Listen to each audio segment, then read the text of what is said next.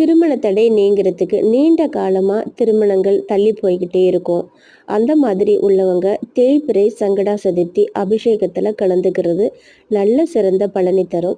நம்மளால் முடிஞ்ச அளவுக்கு பால், தேன், திரவியம் இது போல் ஏதாவது ஒரு பொருள் வாங்கி கொடுக்கலாம். அதே போல் செம்பருத்தி பூ அல்லது செம்பருத்தி இலை இதில் மாலை கட்டி போடுறது ரொம்ப ரொம்ப சிறந்த பலனை தரும். திருமண தடை நீங்கும். தேய்பிறை சங்கடா சதுர்த்திங்கிறது ரொம்ப ரொம்ப விசேஷமானது. இந்த சங்கடா சதுர்த்தி அபிஷேகத்தை பார்த்து அன்னதானத்தில் கலந்துக்கிட்டு அங்கே கொடுக்குற அன்னதானத்தை வாங்கி சாப்பிடுங்க. விநாயகருக்கு சாத்தின அருகம்புல்ல நம்ம வீட்டுக்கு எடுத்துகிட்டு வந்து பூஜை அறையில் வச்சு பயன்படுத்துங்க.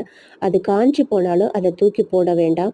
அதை எப்போதுமே பூஜை அறையில் வச்சு நாம் வணங்கிக்கிட்டு வர்றது ரொம்ப ரொம்ப நல்ல பலனை தரும். விரைவில் சங்கடங்கள் நீங்கி திருமணம் கைகூடி வரும்.